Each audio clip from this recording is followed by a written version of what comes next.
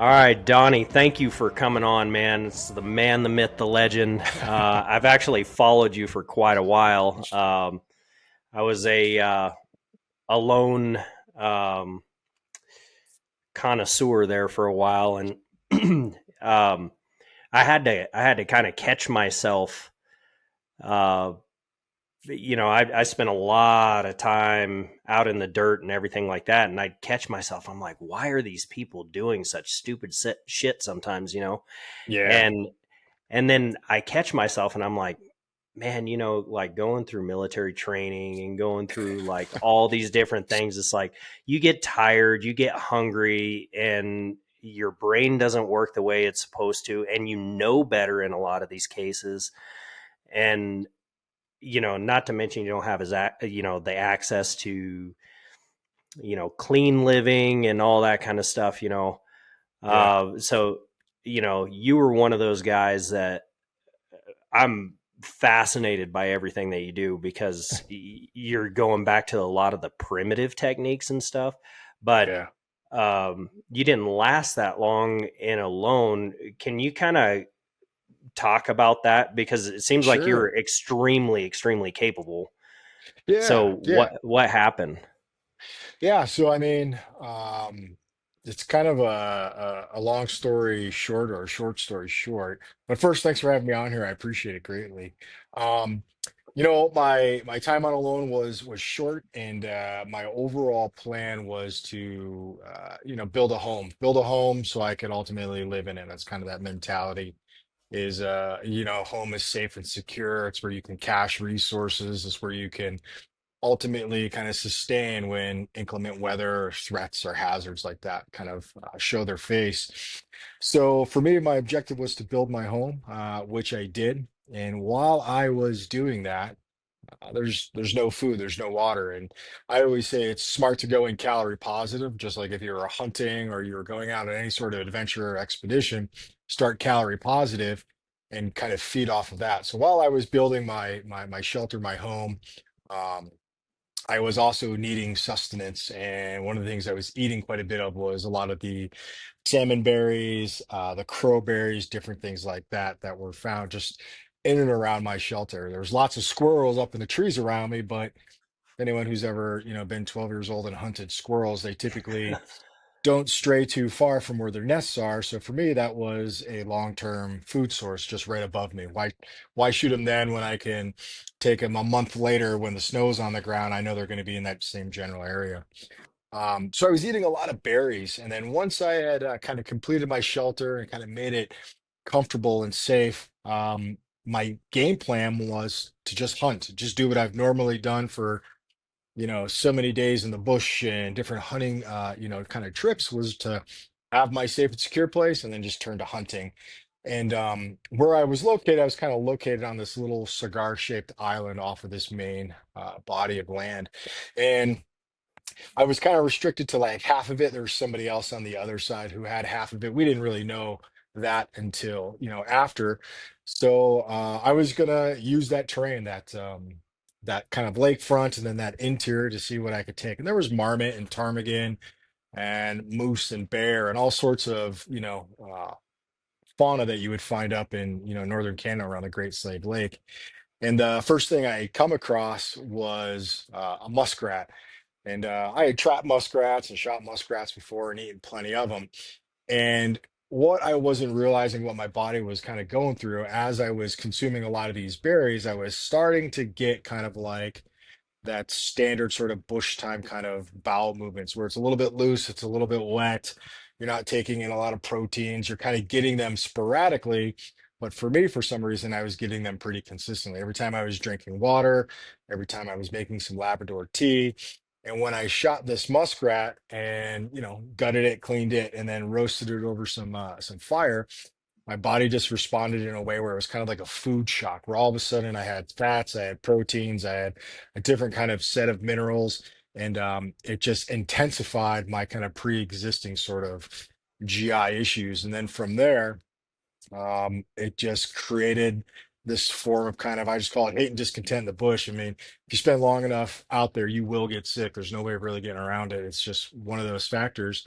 And I was sick, yeah, both ends coming out, and I knew there was a couple medicinal plants in and around the area that would be able to help in this situation. One of them was yarrow, and I could not find a lick of yarrow. So while I was yes, I was hunting for various things, I was also looking for yarrow to help with those GI issues. I had Labrador tea. It's not really the best um, as a medicinal plant. It has some medicinal value, but not really for what I was struggling with. And yeah, I couldn't find any, and I couldn't keep any water down, couldn't keep any liquids in my body, and I just knew that it was kind of a no-go situation. I wasn't increasing in health. At a certain point, like I was letting my fire kind of get down to coals because I was just really, really weak, and I wasn't, and I had plenty of wood. I just wasn't feeding that fire because I was just kind of out of it. And just like any sort of smart human being, when you had enough, you're not getting better, and I had to, tap. It was one of the situations that uh, you know, it doesn't dwell on me in any sort of daily basis. I mean, it's a TV reality show where you're out there, you're filming yourself. Um, Personally, I mean, if I wouldn't have consumed so many berries and kind of went in that food shock, I had, no doubt my outcome probably would have been success. But after I had tapped and I had gone through about like 20 days of recovery, I had actually caught a form of like dysentery Oh that no. was, or some sort of bacterial sort of thing inside my stomach from eating the berries. Because just like anything, animals defecate, they urinate in so many areas. Typically, it's at ground level. And yes, it is immediate food consumption. I just should have taken one step and just, rinse them off, or even just hit him in a hot pot of boiling water real quick just to kill anything. And that just impacted me in a way where, it was a great adventure or short adventure, but it was kind of the reality of it. So, Yeah. um, Well, like you said, anybody that spends any amount of time out there is going to get sick. oh yeah, And man, it sucks. Like it yeah, intensifies. So like I've had Giardia a couple times and oh my God, that is just yeah. it's I had horrible. I I had dysentery in Iraq on one of my deployments. I've had Giardia. I've had like so. I mean, I've had different parasites when I've been down in the Amazon. And when you're like, oh man, I'm sick. I'm getting to that point where like nothing's in, it's just constant diarrhea. And at a certain point, you just gotta be like, all right, what can I do to make myself better? And there's a lot of things you can do from a remedy standpoint, but when I was out there, I had my kind of tool bag of options. They didn't exist. So This episode of the Primitive Republic podcast is brought to you by 6 a.m. Outdoors. Ultralight gear built to go the distance. Whether you're chasing bugles in the backcountry or grinding out miles on a solo trek, 6am keeps your pack light and your mind focused. And with a lifetime guarantee, you're not just saving weight, you're saving money. Rugged, reliable, and ready, gear up at 6amoutdoors.com. That's www.viamoutdoors.com. Remember, adventure begins at 6 a.m. Yeah. called it in, said, hey, Well, it's time to go. you mentioned the military. It seems like a lot of us that go from the military into civilian life, we kind of do one of two things. One, we can't get used to not having a structure, Yeah, or B, we kind of turn to this, screw the government, like I just want to live free sort of yeah. like mentality. So, what was it that kind of pushed you into more of the freestyle lifestyle? Yeah, well, I think that freestyle kind of like, I don't want to say holistic living, but just kind of simple living is a lot of people that I had come across in my military, they had gotten it done doing just that. It was kind of a less is more mentality, focus on the family, focus on the things that truly matter, whether it was growing food or hunting food or kind of having that small community. And I think I kind of resonated with those things. And then also that kind of natural lifestyle it's way healthier for the body. It's way healthier for the mind. Yes, we live in modern times, but people still can't find that way to kind of reach out and connect with that kind of natural landscape. And I think for me, I got out of the military, worked a couple government contracts, and I got out specifically to be there for my two sons. One was born, and then I quickly deployed and came back, made another baby. You know what I mean? Like I just wasn't around. So for me, it was like I want to be around my two sons, and it was important to kind of show them like the natural world and different aspects of it. And like life can be simple. Military can provide you with a lot, requires a lot, but once you serve your time and you find that balance, life can be pretty simple going forward. Sure, yeah. It's just, one of those things. Everybody looks at the well, not everybody, but a lot of people, they look at the military and they're like, "Oh, you guys get free health care. You guys get, all these different things." But, the thing that they don't see, like I've got a really good buddy dealing with it right now. You're dealing with breaching charge issues, you're dealing with, Sure. just all kinds of different things and you really don't get paid that much, and Yeah. um, contrary to popular belief, if anybody thinks that the military is living rich, then Yeah. go join the military. Yeah. Um, but you know, it provides a great base and skill form, and great structure, all that kind of stuff. But it's really, really hard on a family. Sure. You Absolutely. know, Um, so what is it like? Did you know a lot of these primitive skills and stuff pre-military, or was this something that you gained afterwards? Yeah, so I mean, I'd always been, into the outdoors, hunting and fishing and doing those sort of kind of things. I'm 45 years old, and I grew up in that era when there was no YouTube and all the streaming and all that. It was you still played outside, so I was always experimenting into that survival world and building bows and traps and shelters. So, as a, outdoor curious kid, it was just, what I did. But when I went into the military gave me kind of that formal application, whether it was, going through like jungle warfare training center or mountain warfare, SEER, any of those sort of kind of training applications, as well as you know, uh, if you do like some sort of joint training evolution and you're mixed with the Thais or the Filipinos, you kind of exchange and you do some of their survival stuff. So that was always in my wheelhouse, and I'd always volunteer for all those things. Um, so that survival kind of natural aspect existed, but it was my last couple year, well, not couple years, it was probably my last maybe 14, 15 months when I came back stateside.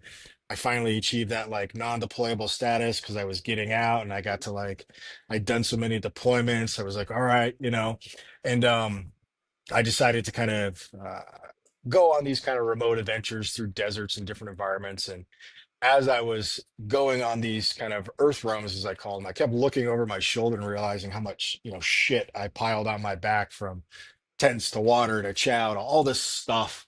And it really just weighed me down. In the military, it's like you have tons of stuff. Oh And I yeah, just kind of started to think to myself, all right, taking into your survival and that kind of curiosity you have about that primitive world and the things you know about it, how did our ancient ancestors go about surviving and thriving in that natural world? So um, I took a archaeology class at a local community college, and I kind of had been experimenting with stone tools for a little bit, but that kind of gave me a little bit more of a formal understanding. And from that point on, I just dove deep and never really, looked back. Where uh, understanding that everything you could possibly need, from clothing to food to water to you name it, already exists in the natural landscape. And there was a period of our time and our evolution that we understood it in its full capacity. And as we've modernized and domesticated ourselves, we've kind of lost it. But there is kind of a rewilding, kind of reconnection that a lot of people are seeking out, even just growing food in their backyard or going out and hunting and providing, meat and sustenance to their family. So I think for me, I wanted to kind of reconnect myself with that natural landscape because that's kind of how I grew up and where I, found the most amount of peace. And I wanted to take it and truly just dive into it and then, share it with the world as much as possible. But the sharing portion kind of came like later. That didn't happen till like 2017, 2018, because I was never on social media, never needed it. There was no, no, I wasn't. worried about like whose birthday it was or what somebody ate at a restaurant. It was just me in the bush doing my thing, spending time with family. So um, it's always been a thing, but really once my requirements with the Marine Corps were done, I could kind of like dive headfirst into it and just keep going. Sure. Yeah. Yeah. So man, you brought up a couple things that I really wanted to talk about. Yeah. Fire away. So if somebody is looking to get into the more primitive style, like making tools from scratch, Yeah. right? Or making clothing from scratch, all that kind of stuff. Where would you where would you point them to in order to find that information? Because like the biggest thing for me, like when I was a kid, we did something very similar. Yeah. We'd go and we get shale or something like that, and we try and Yeah. make an arrowhead or something. And shale isn't the best rocks, for that kind of thing. But we'd sit there and we'd try and shoot gophers or grouse Yeah. or something like that. Um, how would you like where would you point somebody into finding the right things, you know, to make those primitive tools and stuff like that? Because I think that's Yeah. really really hard. Like how do you discern one rock from another, or Yeah. uh, That's it's an easy question to answer. It's also difficult because with the amount of information that comes out today, a lot of it can be very misleading and can be a little bit, as I always say, kind of not the most accurate. Um, there are people out there that kind of dedicate their lives to this sort of thing. But I always say start with books. Books are the best. Why? Because like you can leave the phone and your technology at home, but you can bring a book into the bush with you. It's not going to run out of batteries. And if people are willing to sit down and dedicate time, effort, and energy to writing a book, you know what's in there is going to have certain aspects of ground truth. Um, there's nothing wrong with YouTube videos and things to that extent, but like people that are wanting and willing to write a book just have that little bit more of a ability to articulate what they're trying to say through the written word, as well as depicting different images. Because it's very easy for me to jump on a YouTube video, make a bow drill, like that's how you make a bow drill. But to be able to write it and then for somebody to be able to consume it and understand it its full capacity is pretty important. So there's a lot of books out there, but I'd be wary of some of the books that are books like hacks, yeah, 500 hacks to do this, it should be more focused on, like some of the medicinal plants, things you can eat. How do you find clean water? How do you build shelter? And understand that when people are providing this information, that information comes from a very much what I like to call a self-induced give, if you will.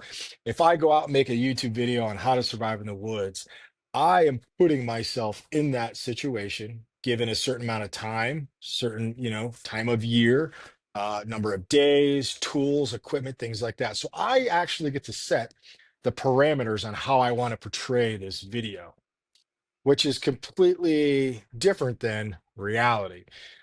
If you are like really in a true survival situation, you might not have any of those things. yep, So that's why I say err on that more of that primitive living, that primitive experience where you say, okay, for this, adventure, I'm going to use my stone knife that I've crafted, and I'm going to go out with just my knife, and I'm going to focus on finding clean sources of water. So when I go out there, I walk out, I throw on a backpack. I'm only using my stone knife and I'm bringing nothing I can collect water with. I might bring some food because my focus is on water. So you start to take your own realism, your own aspects of where you're at and what you're doing, and start to break it down into small, manageable chunks, just like you would on the battlefield. Like for a line of troops, you got these different lines of advance, the whole 9 yards. So you take these small chunks, resourcing those books as those kind of real sources of information, and then compartmentalizing fire, water, first aid, food acquisition, both passive and active, net, uh, land navigation from map and compass, GPS to natural land navigation. Well, I mean, there's so many things you can do, but once you start to break them down, then you start to go out and you say, all right, now I'm going out with nothing. I'm going to go out for the next 96 hours, 4 days, and I'm just going to live. I know it's going to suck. I know it's going to be horrible, but I'm going to walk 10 miles in, live for the next 4 days, and then walk 10 miles out. And like, yes, that is again self-induced, but you're setting in those kind of parameters where you can learn in kind of a somewhat controlled environment. And the primitive 100%. skills give you that opportunity to do it with what nature provides. Yeah. Yeah. 100%. You know, I used to do kind of the similar thing. I thought there for a while that if I hunted hungry, Yeah, always. that I would do so much better in the woods. But then I was always like on these time constraints, Yeah, so it wasn't where I could just go on a walkabout and try and find the elk and all that kind of stuff. And yeah, yeah. it just it wasn't it was not easy. Sure. Number one, and number two, you're putting such a calorie deficit walking through the mountains and stuff like that. Yeah, yeah. That I found that I ended up spending more time trying to find food Yeah. than I did actually trying to find the animal that I was hunting. Um, so having a controlled environment where, let's say, you go out, with your knife, go somewhere close to a trail or, Sure. something like that where you do have a handrail there where it's like, okay, if it gets too bad, I can make my way out, no big deal. Yeah. And then when you build up to like that 4 days is like great because as long as you started with trying to get clean water, well, Giardia is not going to hit you for like a couple weeks, Bingo. so so you still have that handrail right there where it's like, okay, well, I'm not most likely going to get sick within those 4 days, so I should be okay. And then if you don't have food, as long as you got water, you're gonna be okay for 4 days, Yeah. and you can make your way out. um, Yeah. A couple things just to feed off that. This episode is also brought to you by Invader Concepts, the Montana made holster company that don't mess around. Built by hand, battle tested, and backed by a no BS lifetime guarantee. These rigs are purpose built for backcountry hunters and everyday carriers alike. I trust their Recon chest rig on every wilderness trip, and their outlaw and standard in the waist belt and out of the waist belt holsters keep me locked and loaded day to day. Quiet Ride Tech means all day comfort, no clatter. These are the last holsters that you will ever need to buy. Head over to Invader Concepts and use promo code TPR to knock 10% off of your order.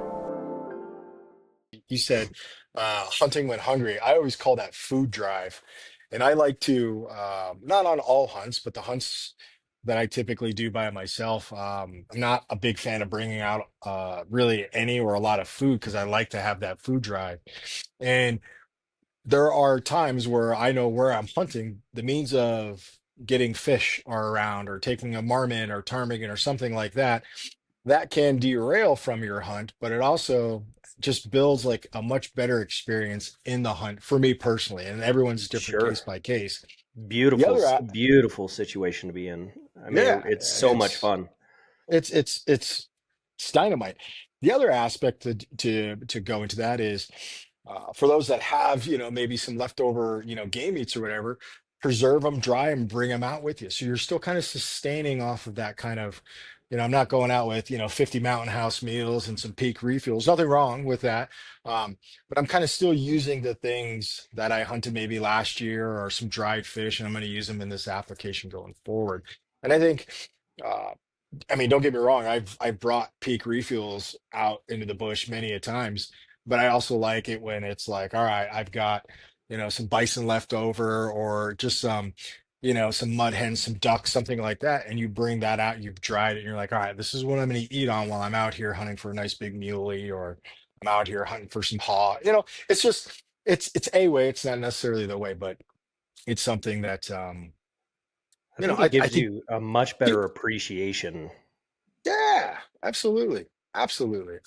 Yeah. And plus, I mean, my fiance, we did her elk hunt this past year, and we kind of broke off in different directions at times. And she took Nice little button buck, little antlerless one. But there was a portion while we were hunting.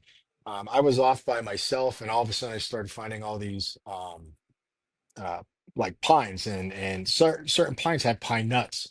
And as I was coming across them, I just stopped and started eating some of the pine nuts because I'm like, the great little source of, some of the fats and some of the carbs and some of the minerals.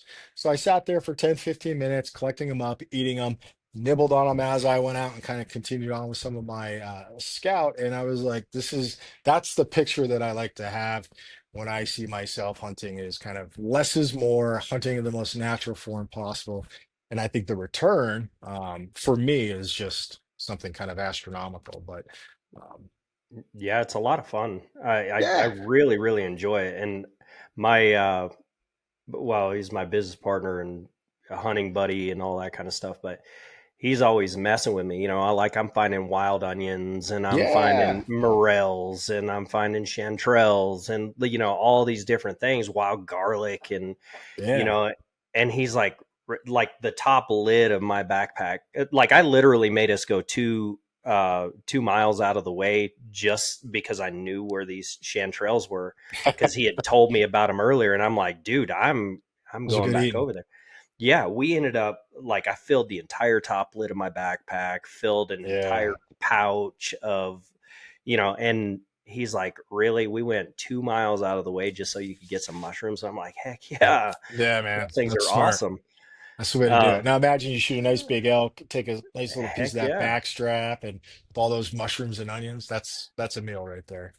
Absolutely. Yeah, It gives you such an appreciation for what's out there, especially when you start learning, oh, I can eat this plant, or I can yeah, eat, this mushroom, or I can make spruce tea, or yeah, like all these different things. It gives you so much more appreciation for what's out there. for Uh, sure. because it seems like we're still locked in this urbanization, and that was one of the other things a little bit ago that you kind of brought up, where we're starting to become more and more disconnected. Sure. So what do you think the reason for needing to be rewilded Yeah. uh, is? Like you kind of alluded to it a little bit, I think, Yeah. but I think a lot of people these days are just they're unhappy, they're unfit, and they're content in the safety and security of their homes, getting everything they want on demand within a day or 24 hours. And I think the struggle that we've experienced all through time, which builds into resiliency and understanding adversity and how you can overcome it, is quickly just kind of fading away because everything comes so easy. So I think when you go out into the bush and you kind of rewild and you understand, like, hey, when you're outside, it could be hot, it could be cold, you'll be all right. You start to kind of gain a better functionality over your body. You become mentally kind of aware of your surroundings as well as mentally kind of strong. You build that resiliency. And a lot of people don't want that. They're very comfortable knowing that they can, order food, they can go grab the things that they want to grab, however, whenever. And don't get me wrong, we all do that in certain ways, but it's having everything at your fingertips within a short period of time. You've kind of lost that, and like we were talking about earlier, that food drive. You've lost that. um, and people are slowly kind of waking up, and now they're saying, you know what, I do see a value in understanding how the world works in the natural form, and where different forms of food can come from, and understanding weather patterns and cycles, and knowing that when I go out for a hike, a mountain lion's not going to kill me because they really want nothing to do with you. You know what I mean? It's all those kind of small nuances that people are starting to explore, and I attribute it to a lot of people that write books, do podcasts, and educate, excuse me, folks on just what it is to live in a different capacity. And I think the world, the modern conveniences that we have make us unhealthy in certain ways. And I'm not talking like, I don't care if you ice plunge or do a sauna. I mean, like, all that crap aside, like, it's just being outside is probably the healthiest form of anything that you can do by putting your feet in the dirt and listening to the sounds and the smells and seeing animals and being exposed to the weather. It's healthy for you. And people are coming back around to it, our natural way of living. So I have a. You had said something on Joel and Cole's podcast, in Yeah. the bush, Yeah. Yeah. and it kind of alluded to something like what you just said. But I have this theory that people are so disconnected now because everything's easy. You know, Hmm. like animals in general are I don't want to say lazy creatures, but kind of lazy. If Yeah. if calories are there and it's easy for them to do it, well, they're going to choose the easy route Sure. before they choose the hard route. But that doesn't necessarily mean that that's in the long run the safest route. Sure. And you know, I I think that people are so disconnected, and that's what I really appreciate about guys like you or girls or whoever. It's not gender specific, but uh because there's a lot of very capable women out there too, Sure. that are in this space, but that teach people how to butcher, Yeah. how to create their own food, how to deal with skins and stuff like that. Yeah. I think personally, I think that's one of the biggest reasons that we're having such an issue in like Colorado, California, Washington, Oregon, stuff like that, where there's like these anti-trapping initiatives and Yeah. there's these anti-hunting initiatives and all that kind of stuff. What Yeah. do you think about that? You think that may be what it is, like just that urbanization and the ease of. Yeah. It's the ease of life, definitely the urbanization and the idea that a lot of people that aren't into the outdoors are understanding where their food comes from. They're content just being what they are, and they focus on external stuff that they believe will bring them happiness instead of, understanding a lot of joy, a lot of peace, a lot of happiness already exists out there, and they forget. I always say they're kind of their root origins, who we are, what we are. I mean, we are a species that's lived on this planet for, several hundreds of thousands of years, but we are the weakest of, when you compare ourselves to like Neanderthals and different kind of, Homo erectus, they live for much, much longer, millions of years. And yes, we are now what exists today, but we've always been doing these things. We've always been hunting. We've always been fishing. We've always been in communities, sitting around a fire, telling stories and sharing. And that is a great thing. And that stuff will keep you alive. And I think teaching it is important. But a lot of people, they just want nothing to do with it because they're very content with what they have. And I don't judge them for that. What I do judge them is not being educated that there's other points of view into trapping, into hunting, into understanding um, that there aren't people like them. And well, you can be different. You can have a lot of differences. However you view life, that's entirely up to you. But because I view it a certain way and I choose to eat healthy meats and understand food and exercise and these different things, doesn't make me a bad person. If I choose to live on a farm or in a cave or in suburbia, that's my choice. And I'm going to do the things that I need to do to maintain, a healthy family and a healthy mindset kind of going forward.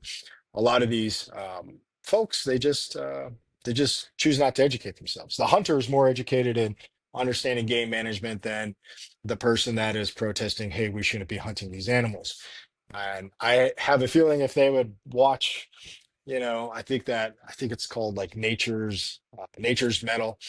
If they saw how most animals get killed in the bush, an arrow or a bullet or being caught in a trap is way quicker than you could possibly imagine. Thinking being ripped apart by some other animal or getting struck by a car. You know what I mean? Like Yeah. we're actually doing quite a bit. There's a lot of science to it. And if they would just take the time to understand that, they'd see that, wow, these folks are really, they do care about that environment and they're giving them the opportunity to experience it from kind of a safe and managed way.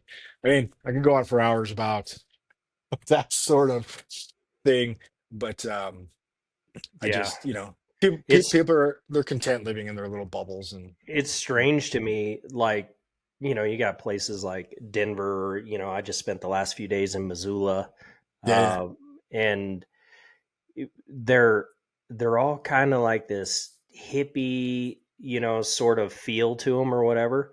yeah, But they're the ones that are against all this stuff, even though they want to live a naturalist style life. yeah. And like it's like, how do you bridge that gap with people like that? Do you deal with that, or you just say, what, I You just, know, whatever, do your thing?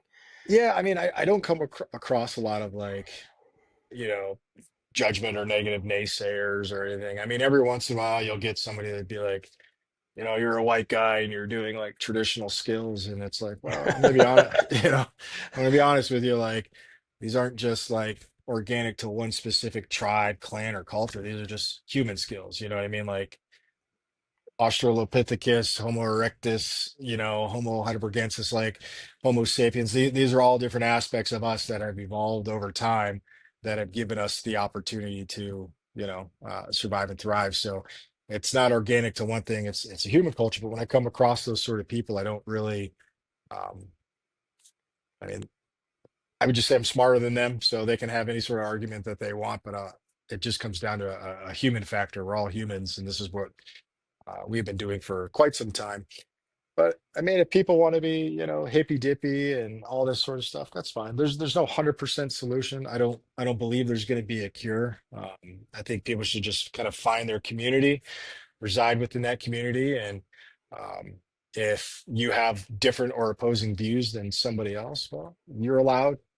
As a free American, you're allowed to have those views. Just be careful whose land you walk onto because they might have opposing views. You walk on there, you can find yourself in a world of hurt. Right. That's that's my kind of 2 cents on it. But I mean, Well, good. oh, go ahead. No, I was just going to say I don't think there's a 100% solution to any of it. As I love hunting, I also like being able to take whatever I've shot, put it in my truck, bring it home, and butcher it. You know what I mean? Yes, I'm using a truck. Um, so there's different aspects and ebb and flow on how kind of primal and primitive you want to get to employing modern conveniences. I know a lot of hunters use Onyx and things to that extent. I used it this last year, and it was like the coolest thing I'd ever seen after all the years I've been hunting. I was like, what in the world? Where has this been? But it's a way. It's not necessarily the way, but people can pick their paths and go for it. Oh, sure. Yeah. Uh, so you spend some time overseas and stuff like that Mhm. with what I well, real quick story. So Yeah, yeah. when I went to Afghanistan, I was taking Western civilization as Cool. one of my classes. So it just happened to be that I was doing Western civilization and step back into the past, and Yeah. it was so crazy. Like, there were issues with like warlords and stuff like that, Yeah. and we're learning about warlords, and it was really crazy. um but when you spent that time over there and stuff like that, do you think back about any of that? I do, but do you think back about any of that time you spent over there and kind of, I guess, connect with the idea that they're living more primitively Yeah. in a Yeah. lot of ways? Yeah. I mean, I think, whether Afghanistan, Iraq, or any country that doesn't kind of have the same sort of kind of Western sort of way of life as we have today, um, I would call it in a primitive kind of way of living because they're not focused on posting on Instagram or having the coolest car. They're still worried about fire, food, water, shelter, safety, and security, those kind of bottom tier sort of functionalities of life. If we have these, we can function. And once you start to move past those, then you can go into the arts and the crafts and kind of a different aspect of living. So um but I'm also under the firm belief that once they understand that fire, food, water, shelter, safety, security, um, they're content in that. They don't need a lot of the extra stuff because it's like, well, what else is there? I've got my family, I've got fresh foods and water. I feel safe and secure. Like, this is good. This is living. We, as Western societies, we take on all this extra stuff and require it to be part of our natural pattern of living. And it's just not necessary. You know what I mean? Like, Yeah. there's education and there's forms of understanding why those things can be of a value, but if they don't really tie into that basic functionality of life, of understanding where my water is, how do I get clean food, how do I keep my family safe, and it's really kind of a no value to them. So they don't give a shit about who's running for president. They just want to focus on where do I get clean water and how do I keep my kids from getting killed from rebels or warlords or some sort of tiger or some sort of disease. That's where their focus is down here, you know. Yeah. Yeah. I mean, That's there's something I think that's beautiful about being able to live that simplistically. sure, Uh, now don't get me wrong, I like my electricity and I sure, like my, absolutely. different things like that. But being able to live that simply where, hey, you just deal with the hierarchy of needs and Hmm. outside of that, everything is gravy. Yeah, It's kind of nice. yeah. Uh, Well, and, I think and a lot of those people are really they're very humble and yeah, inviting, even if they didn't like you. That was one of the things I saw in Afghanistan. Even if they didn't like you necessarily, they still would feed you, or they sure, still would, treat you okay for the yeah. most. Ready to level up your backcountry game? The Big Game Academy is where serious hunters go to get even deadlier. Sharpen or even begin your long range skills education with distances over 1,000 yards. Learn to navigate without a GPS and master elk calling, game breakdown, gear selection, and much more from skilled professionals and military veterans. All under the wide open skies of the Kia Grande Ranch in Pagosa Springs, Colorado. 4 days, endless skills.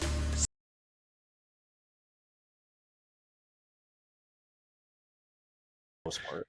Yeah, I think there's a lot of culture into that, you know. I mean, all the places that I've traveled, I don't think I've come across people that have been absolutely, rude and judgmental because of what I'm there. I mean, I was just down in South American Guyana and I was working with some of the indigenous tribes there, one specifically in this village called Toka.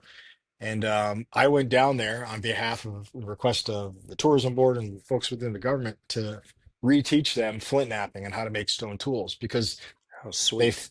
yeah, they find these stone tools and polished axes, and they find it when they're harvesting and digging up their cassava fields, but they don't know how they make them. They don't know where to find that stone. They just kind of want to reconnect with their um you know past relatives and ancients, probably 4 or 5 generations past. So I went down there and we were able to walk out into the jungle, into the bush, and find these different pieces of stone and show them how to nap them and how to polish them. So now they kind of have a full picture on what it is that they can do because um, they want to maintain those traditions. And while I was there with Marissa, my fiance, they fed us, they housed us, they gave us everything we could possibly need their level.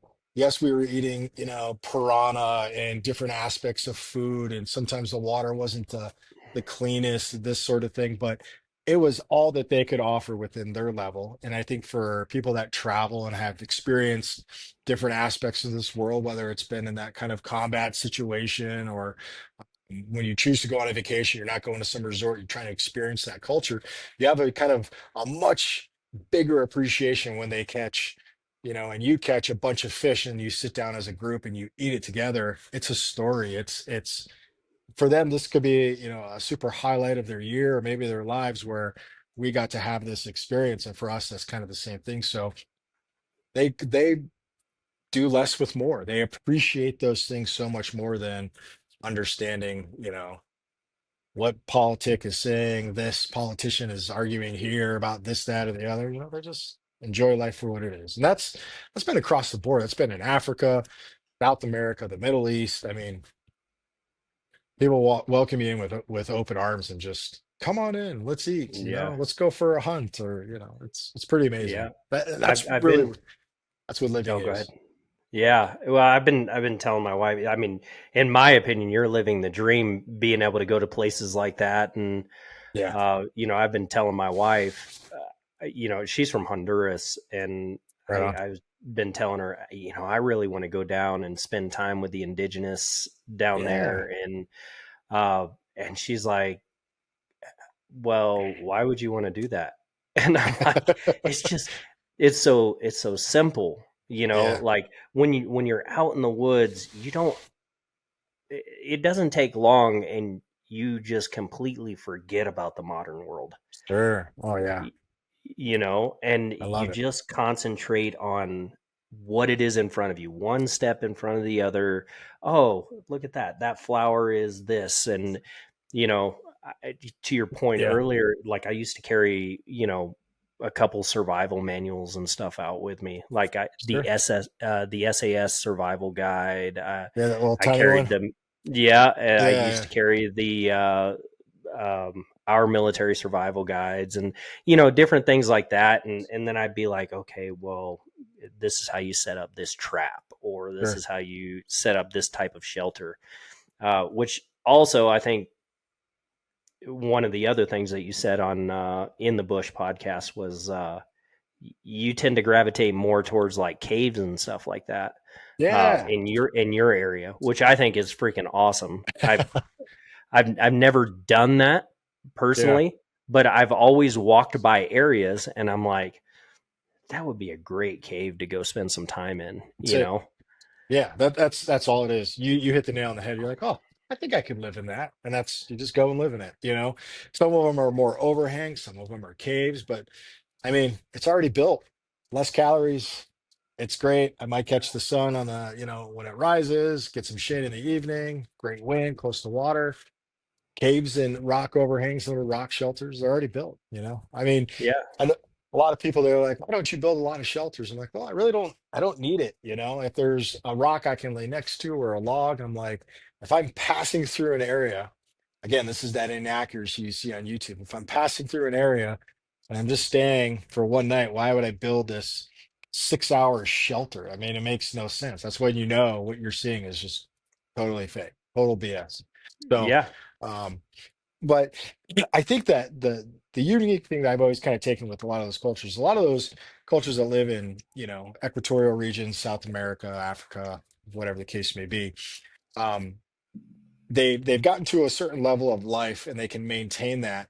And for sometimes, and I believe for them to imagine or picture kind of how, Americans, Westerners kind of live is just something kind of out of grasp, and they don't really want that. They don't desire it, only if they're exposed to it in some sort of large scale. They get an opportunity to do a study abroad or live with some other sort of family. But Westerners, they know what life is like, having food on demand. You can order something and all this sort of stuff. And when they return to that kind of natural way, they say, well, this sucks down here. This is more struggle. It's more effort. I'm not comfortable. They go through all these different scenarios in their heads and they just want to quickly return to the modern way of life. But if you're kind of in that primitive way of life and you've never really experienced the modern, well, this is just your way of life, and it's perfect. You can make it better, you can make it more comfortable, but if you don't know what you don't know, you're not missing anything. Yeah, absolutely.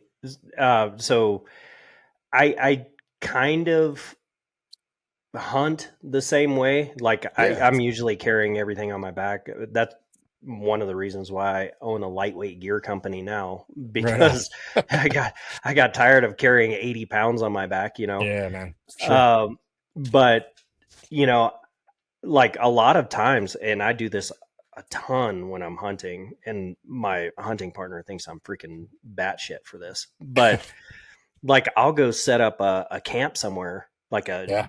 base camp somewhere to operate out of. And then if I find elk or something like that miles away, rather than waste all the calories to go back to base camp that night, I'll pick a tree and I'll Yeah, sleep sleep up there. under a juniper or, something like that, Hmm. you know. Actually, he got a little bit worried. I went in a couple days before him Yeah. one time, and I had my camp set up. Well, I had spotted a bunch of elk down like deep, nasty draw. It was like 4.5 miles to go around, and so I dropped down in there. and I'm into elk.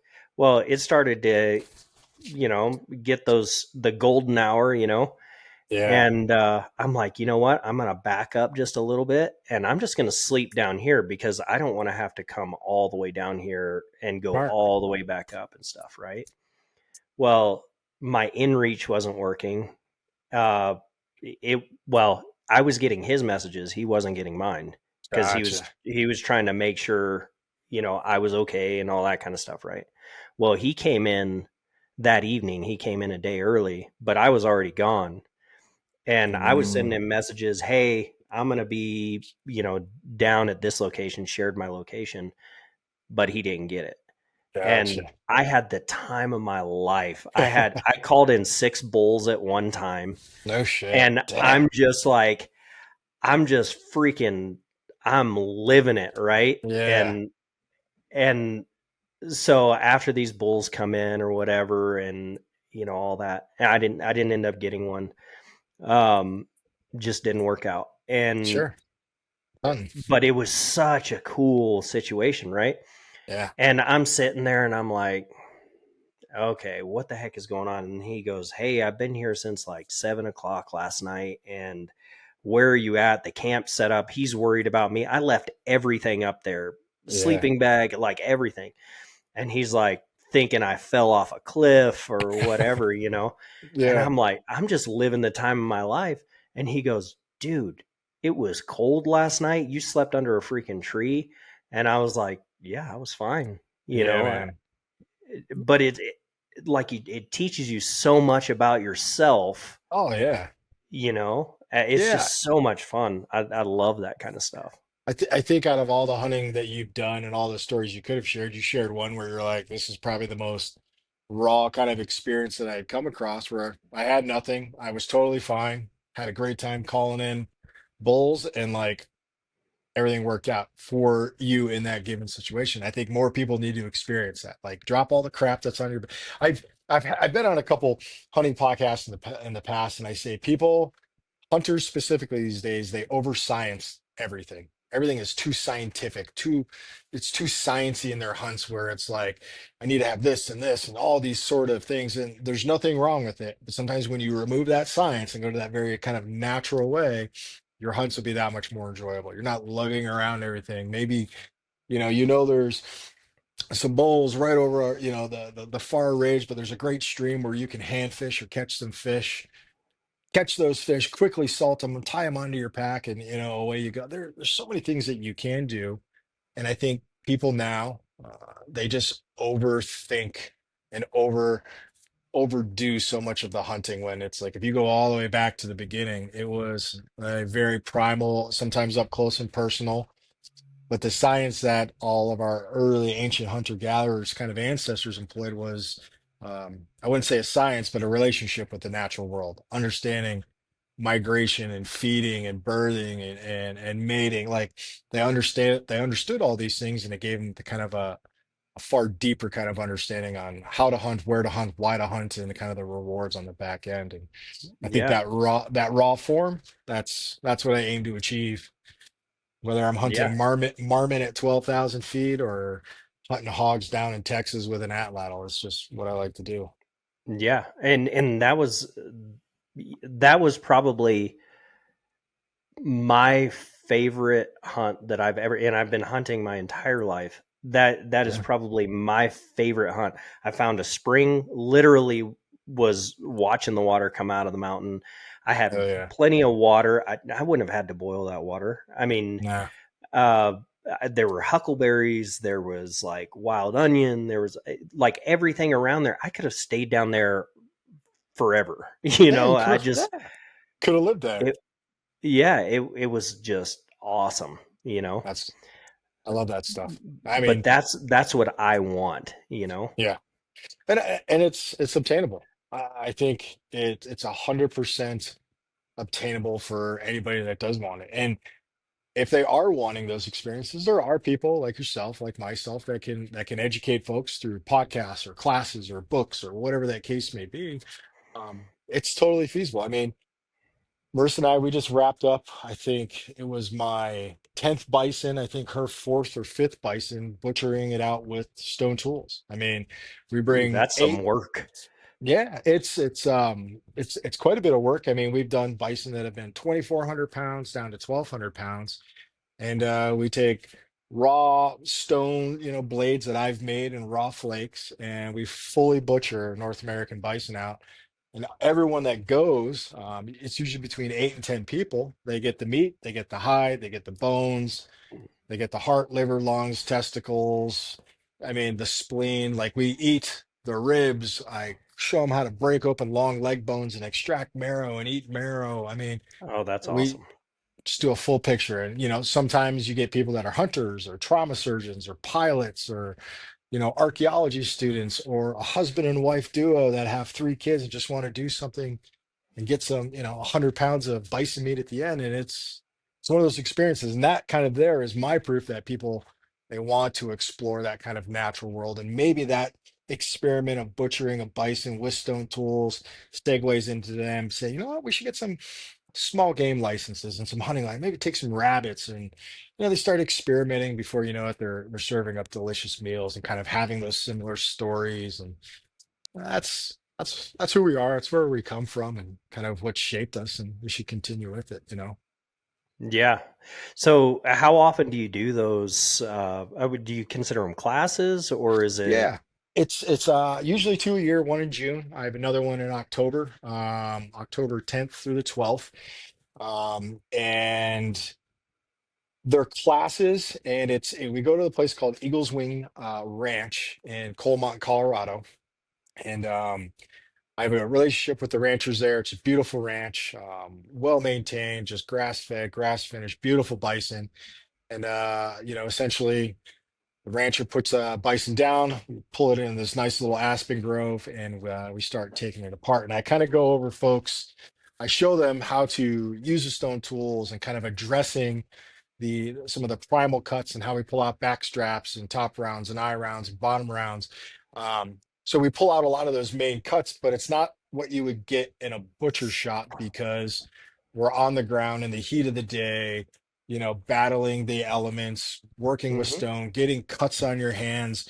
And what I try to provide folks is kind of this is how we've been doing it. This is where our food comes from. Yes, we didn't hunt that bison. I mean, there's only a couple fair chase states that allow bison hunting, but the best way we can honor this animal and honor this food and the small little clan or tribe that we're building is by quickly dispatching the animal and getting to its maximum use right off the bat. So we eat the liver raw, we eat marrow raw, we eat some of the heart, like the spleen. We consume it. The lungs, people take the lungs home and dry them out for dog treats, long leg bones. And, if there's 8 to 10 people there on a class and we got this huge bison hide that we've pulled off, hey, who wants to make moccasins? Oh, I want to make moccasins. I want to make a quiver. People take chunks of it and make their stuff. But we've left butchering, and it's really a 1 day butchering event. We butchered out in 1 day, typically between like 7 and 9 hours. I mean, and it's using these sort of knives like this, as well as you know uh, something simple like a stone flake like this, which is essentially a razor blade, and we take it apart. Everything on that animal comes apart with stone. And people just walk away like, I never thought to be able to do this. This has kind of fired me up, and you know, they're leaving with coolers full of meat and different opportunities, and it's a great thing to understand. Like, hey, you are capable. You can do this. I've butchered so many damn things with stone and steel, and like it's just a great experience, and people they kind of form like some pretty amazing relationships on that one experience. And I say, just step back in time and you think about what you're doing now. Somebody 1,000 years ago, 2000, 3, 4, 5, all the way back has done this same thing with their small hunting group, their small tribe, and all that shit you see in movies where in Dances with Wolves, they shoot a bison, the guy rolls over, does this, and then pulls out the liver and eats it. I'm like, you can all experience. It took us 45 minutes to remove the stomach cavity to get to the liver. You can see it's all BS. You know what I mean? So it's like now Yeah. you have a ground truth in what it is to like process your food, preserve it. go home and celebrate it and eat it. So That's one thing you just brought that up, and um, you know, living, the way that I live and being outside and, butchering an elk or a deer or whatever. And then yeah, I look at movies. I really like Dances with Wolves. It's one of my favorite movies. sure, I love it. But, I look at it and, I've told my wife or my kids, I'm like, that that's not accurate. Like that I know. that buffalo was not dropping with an arrow, like Yeah, not yeah, like that, or yeah, just different things like that. And I'm like, it may or oh, one of the things that drives me nuts is when you watch these movies and the animals are laying on their side, and yeah, then they're sitting there and they're like opening it. They don't show opening it up, but they're opening it up like while it's laying on its side. I'm like, nobody does that. Like, yeah, why would you do it that way? Like, yeah, it doesn't make any sense. And my wife's like, can you just let me watch the movie? And I'm yeah, like, man. yeah, but it's not real. Like, Yeah. uh, but I love movies like that. But yeah, it's pretty funny. Some of it's But far-fetched. yeah, They're like, we so got 10 seconds to do this shot. Well, yeah, how does it really work? Well, man, that's not how it works, you know. I mean, yeah, when exactly. we butcher our bison, we do them on the ground. But I can tell you, if you have a 2,000 pound animal, like there's people holding legs, two people holding one leg, trying to get tension on muscles and fascia, and it is an all hands on deck sort of thing until it starts coming out quarters. And to remove a bison head with a stone flake, you got your work cut out for you. You Oh, definitely sure. do. Yeah, well, not to mention the weight of that bison Oh, head. Like, oh God. holy crap, that thing is heavy. And I deal with that all the time. There's new hunters. Actually, I ran into a guy in probably one of the most dangerous mountain ranges in Montana, um, because of grizzlies. It's just Mm, really dense population of grizzlies. yeah. And so he comes out in the middle of the night, and I'm like right there at the trailhead, and I'm just sleeping in the truck and getting ready to go in the next morning. Well, he comes out that night, and I didn't realize who he was. And so the next morning, there was just a bunch of people there that I wasn't able to see at night. And so I was like, well, I'm going to go to a cafe, figure something else out, and go somewhere else, not wanting to ruin somebody's hunt. Yeah. And so this guy pulls up in this, I think he had like a RAV4, and he's got a bull's head on his RAV4. I'm like, Oh oh, shit. nice bull. Yeah. He's like, yeah, I got to go back in and get the rest of it. And I'm like, what do you mean you got to go get the rest of Oh it? shit. I was like, dude, you need to go back like right now. Like, you're Yeah. breaking the law. And he's like, really? I had no idea. Oh And I'm like, man. I'll go back. I'll help you pack this thing out. I don't want you to get in trouble. Like, you could tell he was sincere. He didn't Yeah. know, right? Sure. And so I ended up going one of the worst pack outs I've ever done in my life.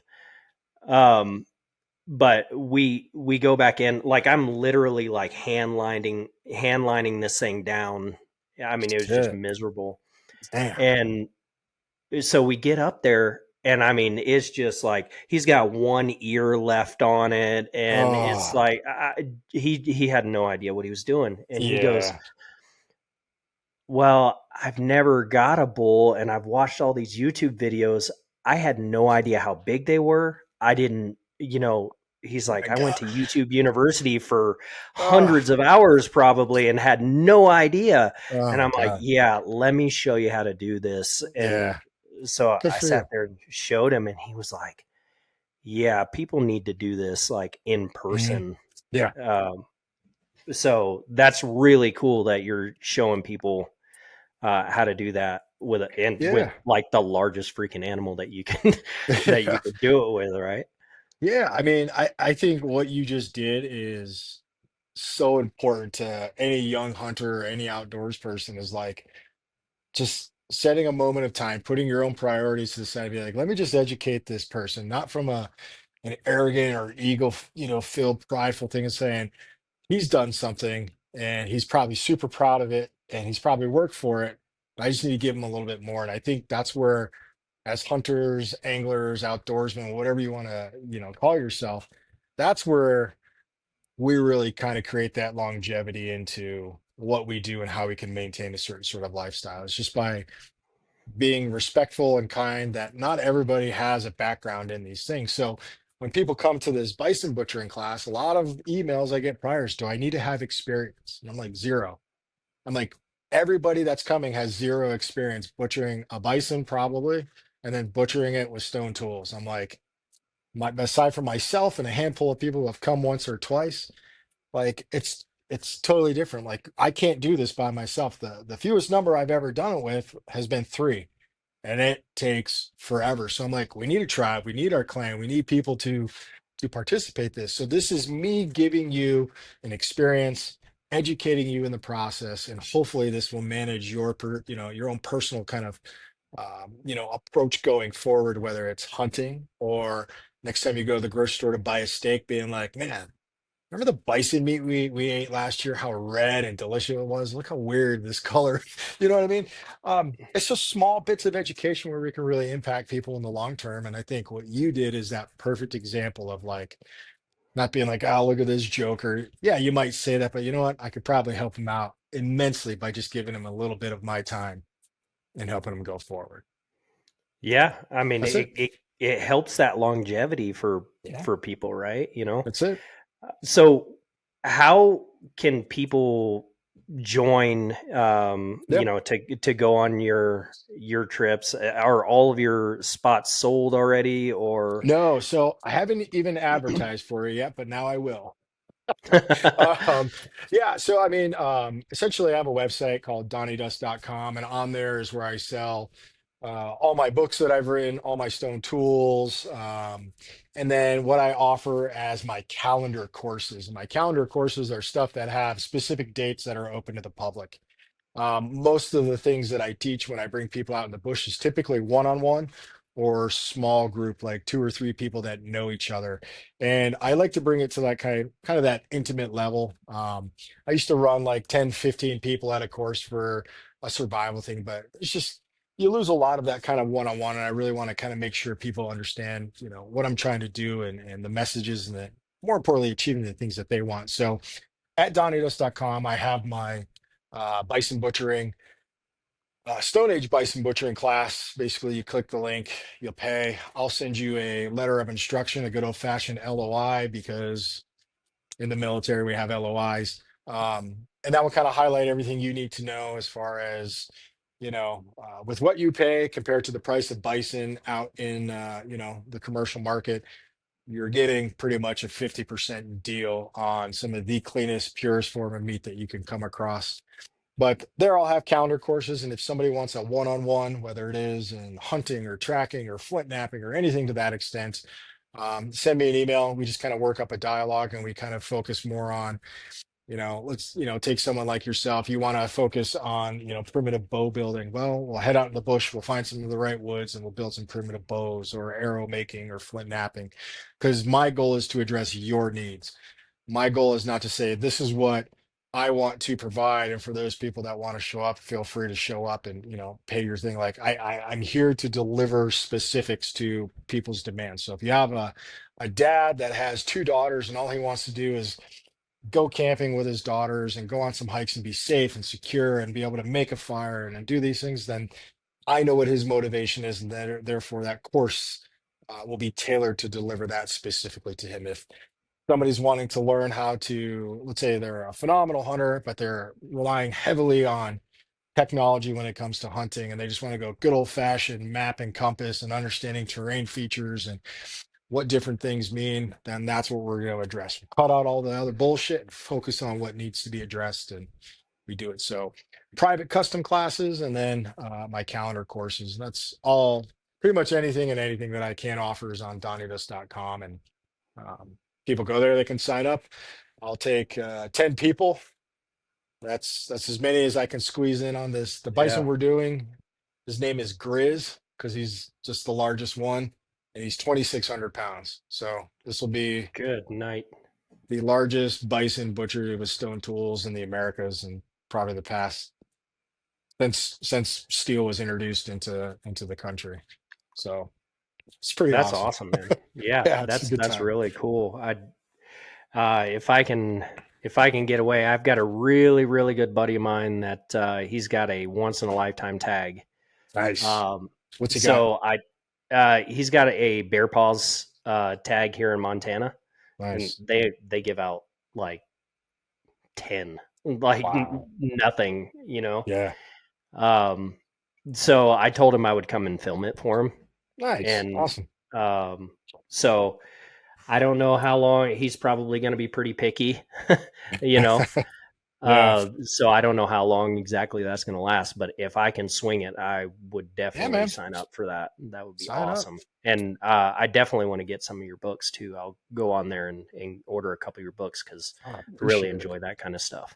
Yeah, Um, my last book was called Wild Wisdom, and it was my kind of survival manual for people looking to kind of get in the outdoors. It is survival specific, a little bit more technology based as far as I call, high tech, low tech, and no tech is kind of my three spectrums, if you will.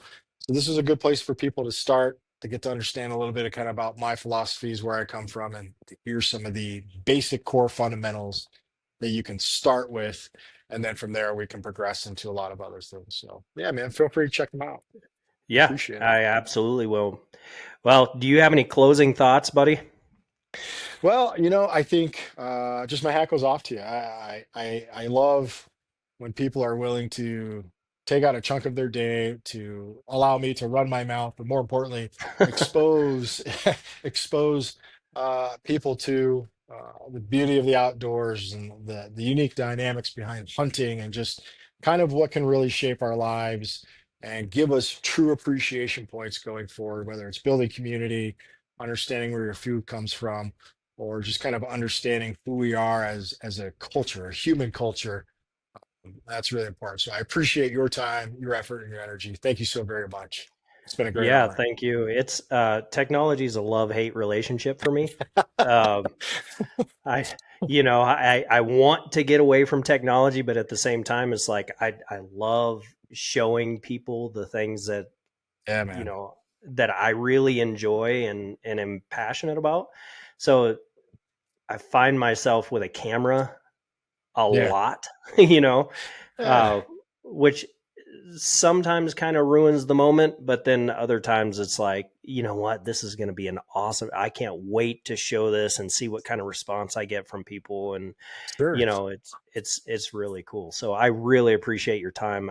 Oh, man. My pleasure. This Thank is you. awesome. So thank you very Right on, much, man. man. Thank you. We'll see you in the Uh-huh. bush, man. Yes, sir.